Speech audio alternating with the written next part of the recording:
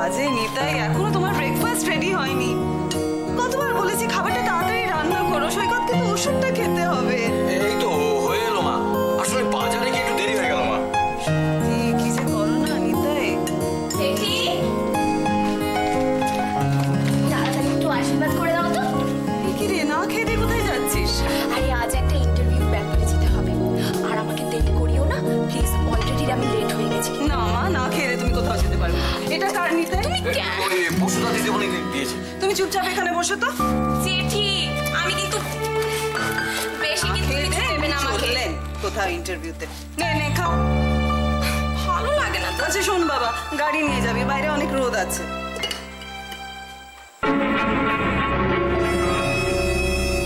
হঠাৎ চাকরির খুব তোমার চাপবে।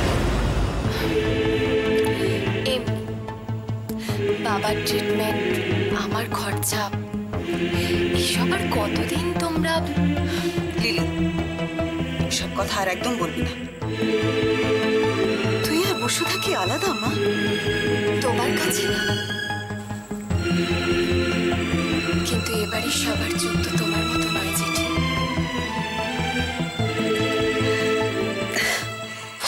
এবারে যতটা বসুধার, ঠিক ততটাই তোর।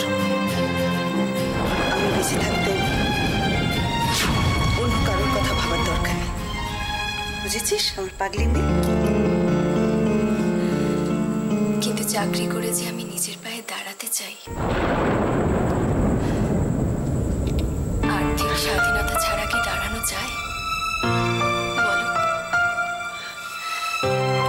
তুমি আমাকে প্লিজ বাধা দিও না।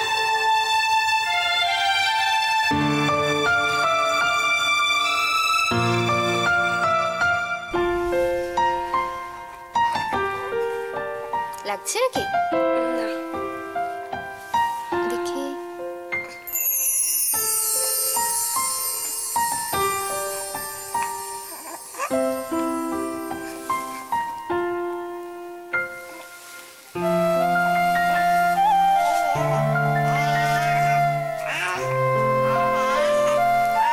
এখন তো অনেকটাই সুস্থ দেখছি, তাহলে আমাদের ছুটি। অনেকটা সুস্থ বলেছি, পুরোপুরি সুস্থ কিন্তু বলিনি। আর শুধু শরীর সুস্থ থাকলেই হবে, মনটাকেও তো সুস্থ রাখা দরকার। নাহলে তো সব প্রভাব এর উপরে এসে পড়বে।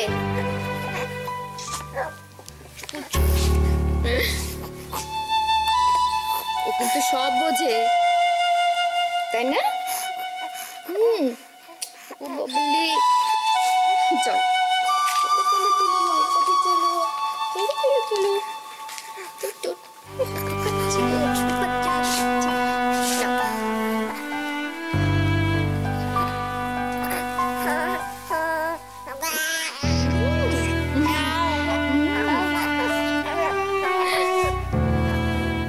বোঝো, তুমি সব বোঝো, তাহলে আমাকে মা বলে ডাকো। কি হয়েছে? এত অধৈর্য হলে হবে? আর কিছুদিন যাক, দেখবেন ও কত নিজের ভাষায় কথা বলছে, আর আপনি সব কথা কেমন বুঝতে পারছেন।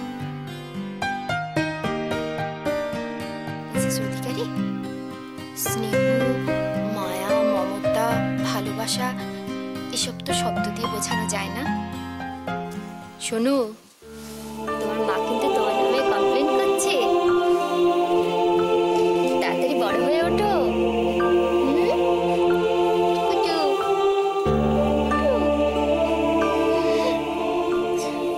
মিসেস অধিকারী, এবার আপনি রেস্ট নিন, আমি আসি।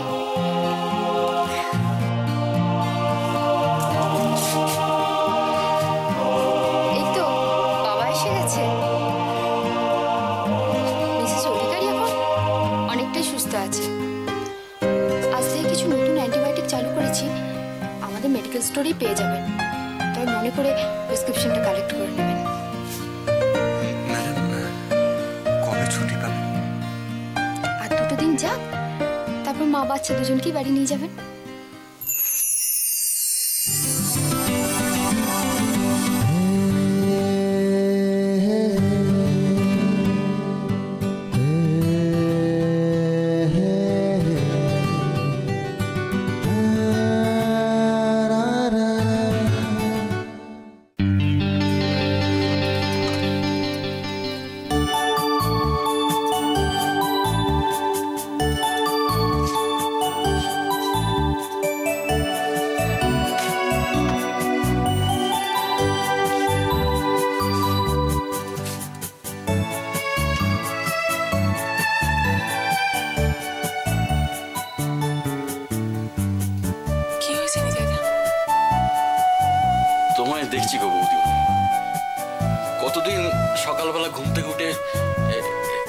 এই ঘরে এসে তোমায় খুঁজতাম,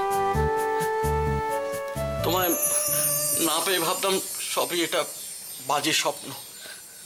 আজ বলছি হ্যাঁ ওইটা বাজে স্বপ্ন ছিল, আজ নেই।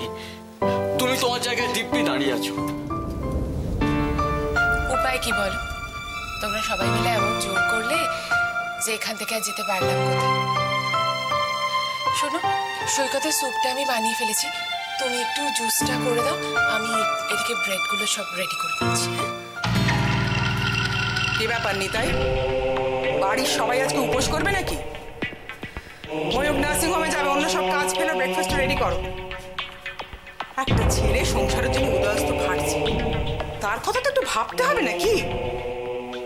আমি আসলে বুঝতে পারিনি যে ময়ূক দাদাবাবু এত তাড়াতাড়ি বেরোবে।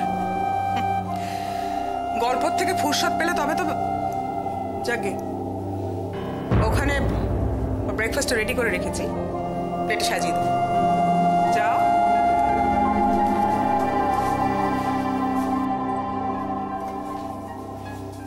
এত সময় লাগছে কেন?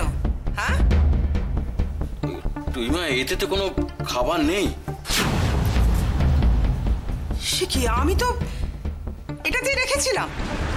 আসলে লিলি দিদিমণি খেয়ে গেছে। লিলি খেয়ে গেছে মানে? তোমার সাহস তো কম নয়নি তাই না? তোমার সাহস বড্ড বেড়েছে, তোমাকে এই বাড়িতে আর রাখা যাবে না।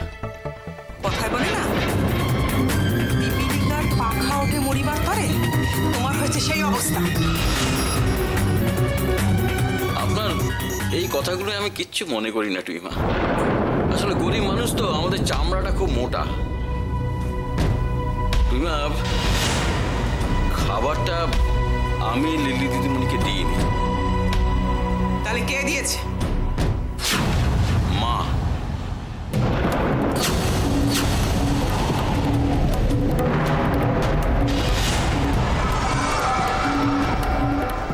ঠিক আছে, তুমি অন্য সব কাজ ফেলে আগে ময়ূকে ব্রেকফাস্ট রেডি করো। যাও।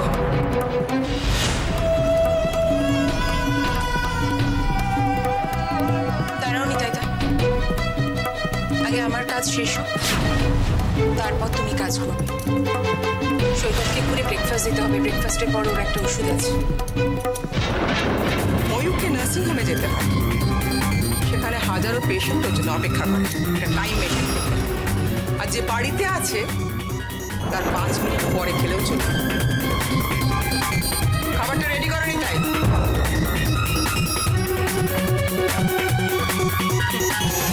তোমার দ্বারা হবে না। দেখি সরো।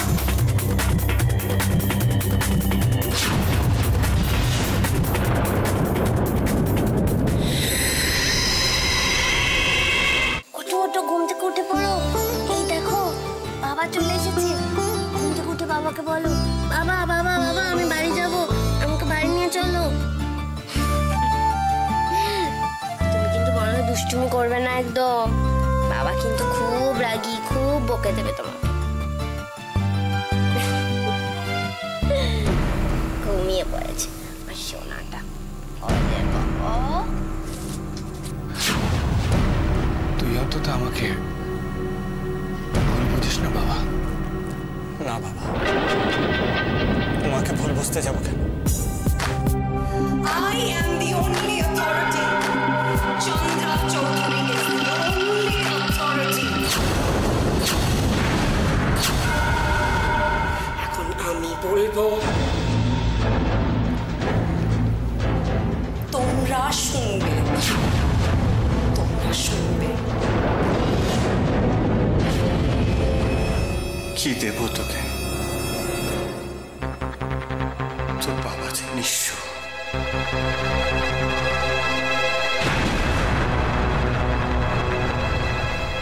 দেখো রুদ্র, ওকে পুরো তোমার মতো দেখতে হয়েছে, তাই না?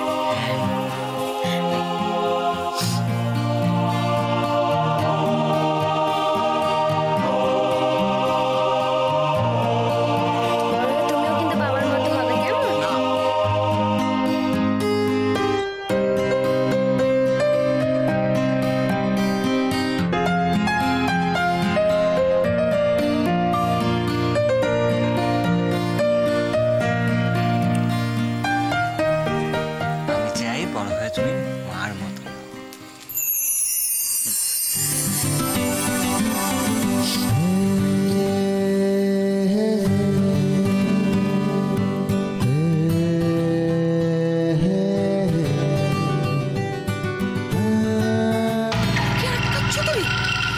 সাহস তো কম নয়।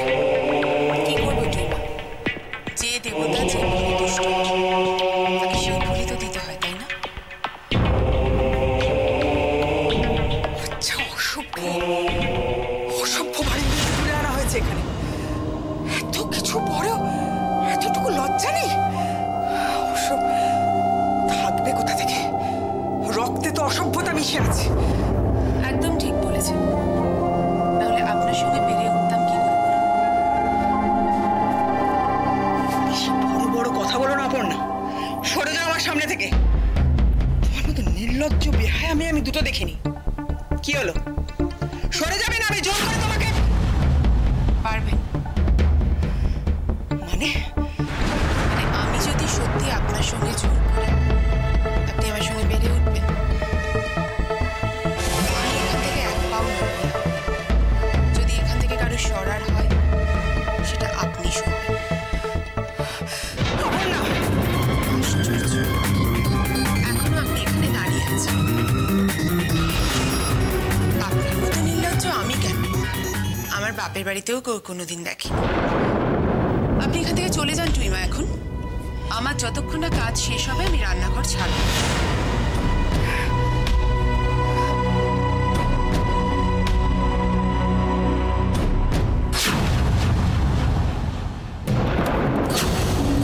এই অপমানের চরম মূল্য তোমাকে দিতে হবে অপর্ণা। সেদিন দেখব কোথায় থাকে তোমার এই অহংকার।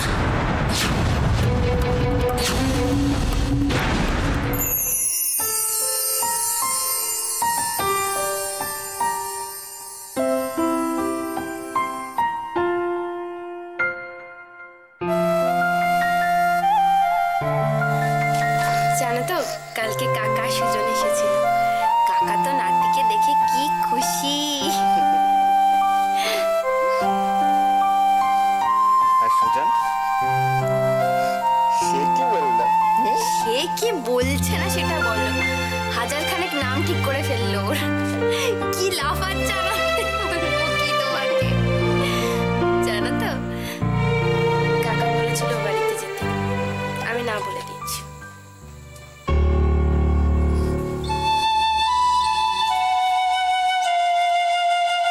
সে কি, ও বাড়ির নাম শুনলেই তো তুমি। মোটেই না, আর তোমাকে ছাড়া আমি এতদিন থাকতেই পারবো না। তাই আর তাছাড়াও ওর বাড়িতে যাবে না, প্রথম আগে ওর নিজের বাড়িতে দেখবে, তাই না? কি তুমি বাড়ি যাবে তো? বাবাকে বলো আমাকে বাড়ি নিয়ে চলো। ওটা তো চন্দ্রার বাড়ি। এই শোনো না, তুমি বলেছিলে না সব ঠিক হয়ে গেছে, সত্যি তো? সব ঠিক হয়ে গেছে তো, তাই না? মামাকে বলো যে একদম চিন্তা না করতে। বাবা আছেন তো? হ্যাঁ কি বাবাকে মা খেয়াল নিতে পারে না? ঠিক পারে। মাকে বলো যে যদি বাবার উপর ভরসা না করে, তা তুমি দুজুম করে দাও। বলে দাও, বলে দাও, বলে দাও। কোনো দুষ্টু কেউ কিচ্ছু করতে পারবে না। রুচুম করে দেবে আমাকে? রুচুম করে দেবে? এবার ওনাকে একটু বিশ্রাম করতে দিন। এসো, এসো, এসো, এসো। আরে বাবা, কি হয়েছে? আচ্ছা, আচ্ছা, আচ্ছা, আচ্ছা। মিস্টার অধিকারী, আপনি একটু অ্যাকাউন্টসে যোগাযোগ করবেন প্লিজ।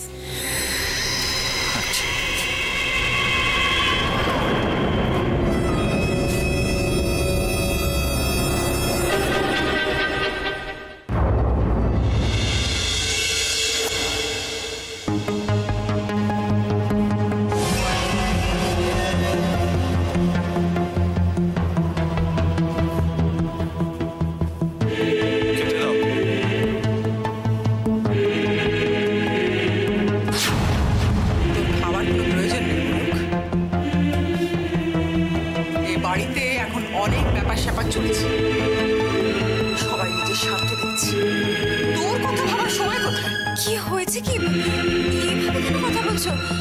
কি হয়েছে আমায় বলো। ও সবাই শুধু স্বাদ গ্রহণ করে সবকিছু বলতে হবে, তাহলে যে কোনো সময় তুমি অপমানিত হতে পারি, তাই না? হায় ঈশ্বর, এসব দেখার জন্য কেন তুমি আমাকে বাঁচিয়ে রাখলে? কি হয়েছে নিতাইদা? টুইমাকে কে কি বলেছে? কি হলো, চুপ করে আছো কেন? বলো কি হয়েছে? কি হয়েছে ময়ূক? সকালবেলা চেঁচামেচি করছিস কেন? এ বাড়িতে শান্তিতে থাকার উপায় আছে? আমি ময়ূকের জন্য একটা খাবার বানিয়েছিলাম, সেটা তো দিদি আমি তোমাকে বলেছিলাম যে ওই খাবারটা আমি লিলিকে খাইয়ে দিয়েছি। তুমি তো নিজেই বললে যে তুমি ময়ূকের খাবারটা রেডি করে দেবে। তাহলে তাই তো চেয়েছিলাম, কিন্তু তার কি কোনো উপায় আছে? কত করে বললাম যে একটু সরো, ময়ূক বেরোবে, আগে ওর খাবারটা আমি বানিয়ে নিই। তা কে শোনে কার কথা? শুধু তাই না, কিছুতেই আমাকে ওখানে ঢুকতে দেবে না, জায়গাটা পুরো আগলে দাঁড়িয়ে আছে। আপনি এসব কথা বলছেন কেন টুইমা? যদি বলতেই হয় তাহলে যেটা সত্যি সেই কথাটা বলুন। কি? আমি মিথ্যে কথা বলছি? দেখ, তোরাই দেখ কি অপমানটাই না সহ্য করতে হচ্ছে আমাকে। কি হয়েছে? দিদি এসব কি বলছে? ব্রেকফাস্টের পরেই সৈকতের একটা ওষুধ আছে, আপনিও জানেন, তাই আমি তাড়াতাড়ি ব্রেকফাস্টটা বানিয়ে নিয়ে যাচ্ছিলাম। সেটা কি এত বড় অপরাধ আমার? ঠিকই তো বলছে দিদি। বাহ, ওর খাবারটা সোহাগ করে লিলিকে খাইয়ে দিল। এখন বলছি সবাই সব প্রয়োজন মিটলে তারপর ওর খাবার বানানো হবে কেন? ওর প্রয়োজনটা প্রয়োজন নয়? তুই মা, তোমরা কি শুরু করলে বলো তো? বাড়িতে দুজন অসুস্থ মানুষ রয়েছে, সে খেয়াল আছে তোমাদের? কি শুরু করেছো তোমরা সবাই মিলে? আমার জন্য যখন এত প্রবলেম তখন থাক, আমার জন্য তোমাদের কষ্ট করতে হবে। আমি আসছি, আমার পেশেন্ট আমার জন্য ওয়েট করছে। ময়ূক শোন, না খেয়ে যাস না ময়ূক।